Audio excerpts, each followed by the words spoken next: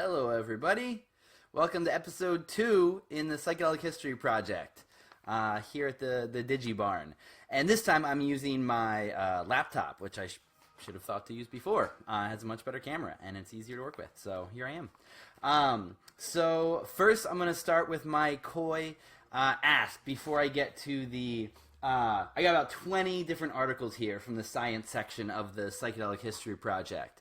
And so it might take a good, 10, maybe even 15 minutes, like huge amounts of time in this day and age. But stick with me. It's amazing stuff. There's just so many like hour-long lectures on history through this stuff that it's just amazing.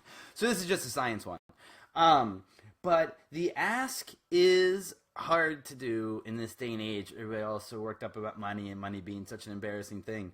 But I am going to ask for your financial help if anyone out there believes in this work of archiving and the other activism and writing that I do, because I've got $35, literally, quite literally, in my bank account right now, and 1 can of Hormel beans up on Dr. Bruce's shelf. That's what I got left. I'm trying to live cheap out here. I'm doing my best like I always do, but that's where I'm at. So if anyone would like to send any support to pelger@gmail.com, it would be much appreciated. Or you could help on my Patreon account. You can get to it on lexpelger.com and support there. Just a couple bucks a month means a lot to me. And if anything bigger, I can send my books as a thank you. Or you could buy them on the Symposia page. I mean, somebody should buy them. I mean, it's possible. No one has, but they could. They're good.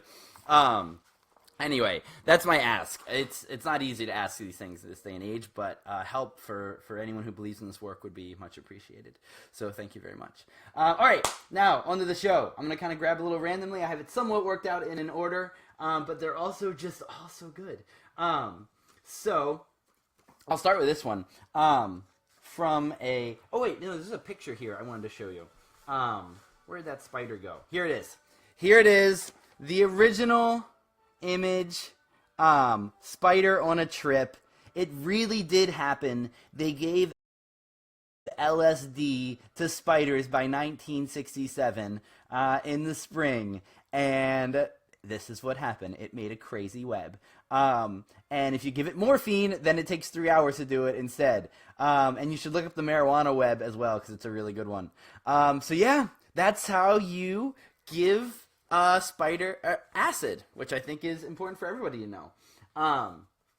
So here is another one. One of the things that keeps cropping up in this science section is how much science was done and was proven and was in the public consciousness by 66 or 67. Everything that the psychedelic renaissance is proving now at all of these research locations around the world are only reproving the wheel. And in fact, there's a lot of projects that they haven't gotten to yet that were well explored in the 60s, or at least starting to be hinted at. There's nothing new here. This stuff is all very, very old research. We're just slowly, painstakingly started off again. And so this one is LSD may prove aid to child psychotherapy. It's from 66. And this is actually about severely autistic children and how much it helped them at UCLA. Doctors James Q. Simmons and O. Ivar Lorvas. And so it helped especially with the antisocialness, the rocking behavior, the bizarre rhythmic stuff. I mean, it helped a lot of... kids, even twins, with their social behavior on just playing games like patty cake and peekaboo, which is a really good indication when you have a kid who's pre-verbal. In fact, that's a story I've seen back from, I met a father once, and he had a 22-year-old son, and his son was so autistic that he'd been pre-verbal his entire life. He had never talked with him. And they tried everything, of course, like you would, and he'd split up from his wife by this point. So at 21, he gave his son a hit of acid, just a regular old hit of LSD. And that day, his son just sprang to life, and he had a full conversations with his son for hours. It was amazing. He teared up as he was telling me. He was a tough guy, too. And it was amazing. It was like nothing I'd have ever seen. And he said that was the only chance he got to experiment with it, because his ex-wife found out, and she was going to get the son taken away from him, even though it fucking worked. That's what LSD has been shown to do for autistic children, anecdotally and clinically, just like the MDMA studies that were done last year by the woman who's living just up the road, in fact. Here's a great one. LSD is far out, and so is Professor. I'm going to read this whole one just because it's a really funny one. Here it is again. Another psychologist has compared the LSD cult to the followers of Christianity in its early stages. Dr. William H. McLaughlin of UCLA says the value system of the hippies of the LSD movement is quite similar to that of Christianity, which proposes loving cooperation and de-emphasizes wealth and material gain. End quote. How much simpler can the educator get? Whether by accident or divine providence, the civilizing influence of Christianity muted the barbaric impulses of the explorers, colonizers who performed this historic role by making the world an interconnected sphere. Isn't that a good thing? If the psychologists and psychedelicists, what a word, can't understand the importance of action to make an idea functional, they will become as extinct as the gin drinkers of Hogarth Day, or the opium smokers who epitomize the Westerners' conception of old China. The LSD cult is not unique or even original. Its equivalent is legion in societies throughout the world. The main problem with it is that it doesn't get any necessary work done, and it doesn't advance civilization. What it advocates is a dead end. Yep, 1967. That's as good as a pushback as you're going to hear as well. Which brings me to one of the most beautiful ones I found in this whole time, from June 1st, 1967. Mystic writer, LSD user tied together. It's kind of the opposite of the one I just read. This is from a Jesuit priest named Dr. Eugene Mayo, and he actually wrote a thesis topic on the Carmelite monk St. John of the Cross, the mystic, one of the great mystic Christians that ever lived. And what he says about acid and Christianity is just amazing, especially for this being 1967. Everything has been done and said by 67. Everything after that is just icing on the cake, proving what other people have already said. And all of these modes of thought, from the prohibition to the alkalites, all the ideas are already out there. The acid head and the mystics relate their religious experiences in language that is practically indistinguishable. One person said he was overcome by a blinding light and felt God was communicating with him, said Dr. Mayo. This you will find in the writings of mystics also. Mystics often talk about experiencing weightlessness, suspension in a void, and a feeling of oneness with everything else. This is similar to what the LSD takers say. It doesn't follow that every good trip results in a religious experience. Not all do, he said. They ask, how does the drug user know he has reached God? Apparently there is perception of oneness of humanity, an ego loss, and an overwhelming presence. This is about as far as he gets. When the user says he has this awareness of Supreme Being, he's applying what he already knows in religion. The Brahmin is likely to interpret his experience in terms of the ideal state of nirvana, and the Christian is likely to relate his experience in terms of what he's learned about Christianity.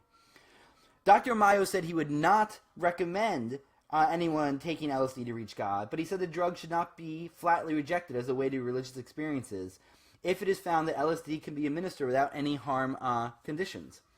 To quote, to set limits on how an individual can find God does justice neither to divine flexibility nor to human resourcefulness, he said. You cannot program in advance how God is going to make himself known to an individual.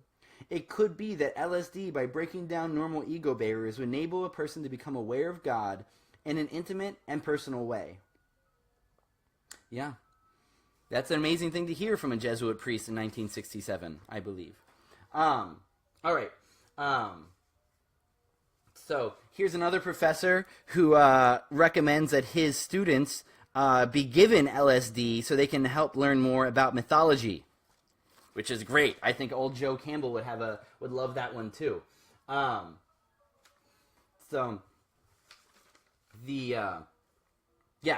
And there's lots of articles like this. LSD seen as beneficial by Squibb's researchers. There's a number of articles like that in here for the people who want to know. Thousands taking LSD, few hurt, doctors told. Here is an amazing one. 80 cancer patients got lists from LSD injections in November 1966. All that work happening at Hopkins with dying and end-of-life stuff, already right here. Amazing. Yeah, 80 cancer patients. Here's an interesting one. An LSD study, users already emotionally ill. The idea, what they're basically trying to say is what we already hear a lot today is that most of the people having severe psychotic breaks from psychedelics already had a pre-existing condition and a history of such behavior. Not to say there aren't some that are probably skating just along the line and a really bad acid trip sends them off over the rails and it wouldn't have happened without the drug.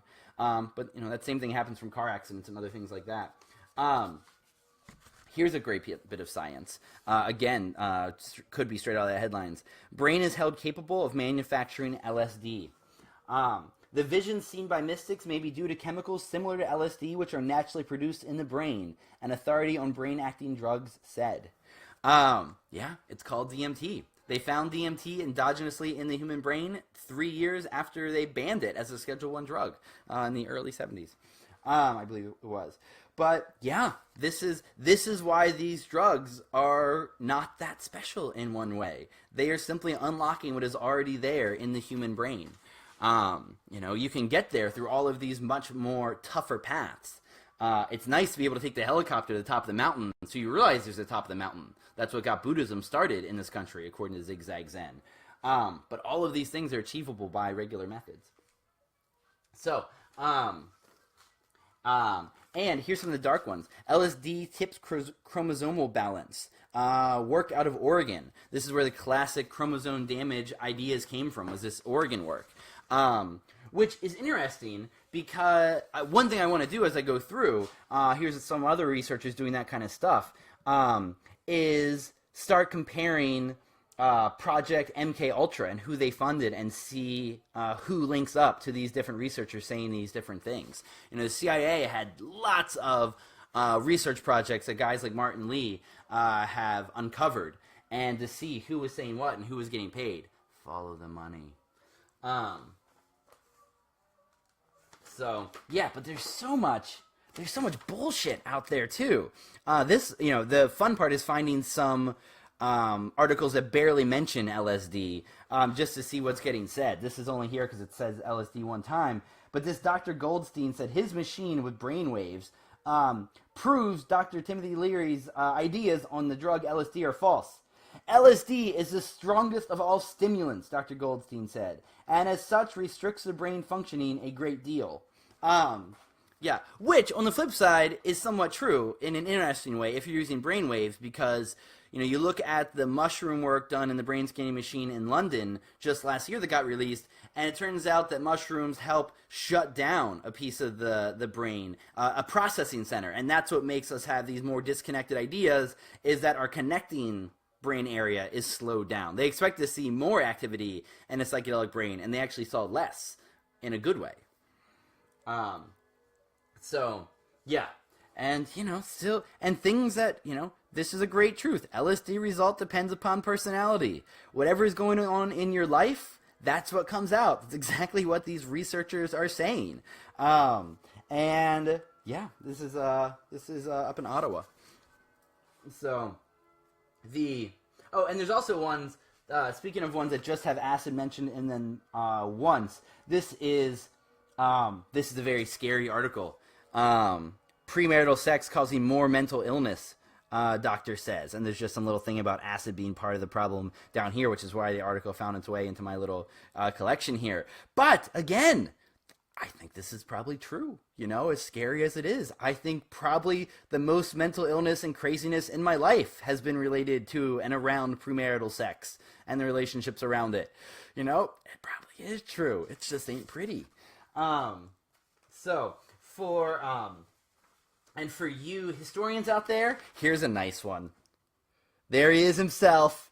Big Czech LSD research, Dr. Stan Grof, looking young and excellent and handsome. What a guy, huh?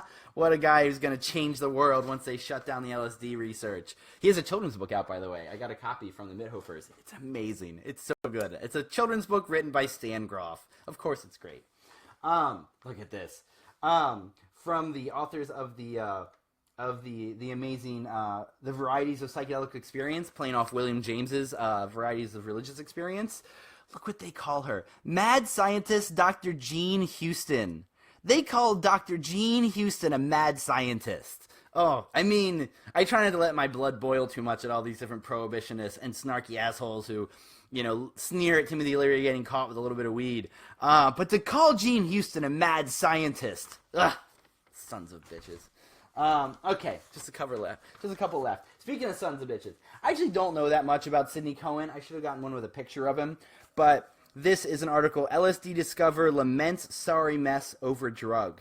And it is, yeah, so this guy, Sidney Cohen, he comes up a lot. He calls himself the discoverer of LSD, which is odd because he did not discover LSD. That was very clearly discovered by Albert Hofmann. But he was one of the big popularizers in the United States because he saw it as he was a psychiatrist who saw this as a schizophrenia creating thing, that this drug was useful so therapists could realize what it felt like to be schizophrenic.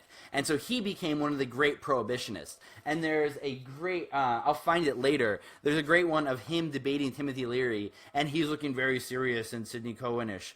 And Leary's just there sitting next to him, he's just giggling. He's honestly giggling, and the camera caught it. And it's great, because, you know, Cohen wasn't that well connected.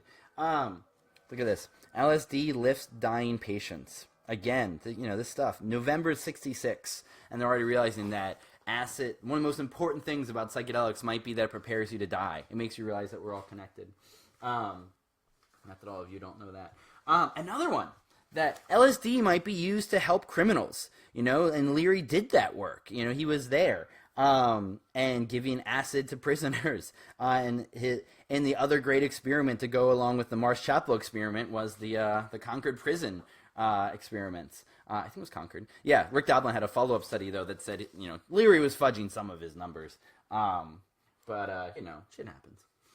I like Leary. Yeah, this is another cool one.